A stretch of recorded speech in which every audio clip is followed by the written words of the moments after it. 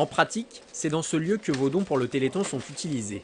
Et c'est ici que tout commence. Dans cette pièce, la banque d'ADN, sont stockés les échantillons de 83 000 personnes malades et de leurs familles.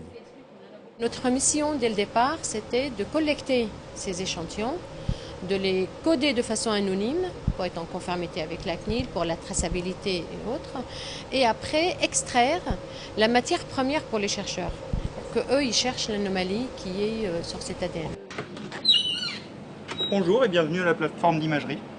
Ne vous inquiétez pas, au sein de l'imagerie, la lumière est éteinte pour ne pas détériorer les cellules sur lesquelles travaillent les chercheurs. Grâce à cet équipement de pointe, les spécialistes du Généton peuvent comparer le comportement des médicaments, appelés vecteurs, ici en vert, par rapport à la cellule, en rouge, et voir comment le médicament est intégré par le patient. Grâce à ces études, on s'est rendu compte que les vecteurs utilisaient les mécaniques naturelles de la cellule pour s'intégrer dans le noyau. Et donc ça permet d'avoir une étude plus solide et plus poussée qui permet de comparer les différents traitements et de justifier des choix des vecteurs que l'on emploiera pour soigner les patients. Grâce à cette structure inédite, un essai clinique pour le déficit immunitaire à destination de patients français, anglais ou allemands est en cours. Dès 2013, une thérapie génique pour la neuropathie optique de Leber qui rend aveugle les jeunes adultes va être lancée.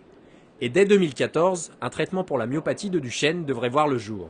Des processus étudiés depuis des années. En matière de thérapie génique, les chercheurs doivent s'armer de patience.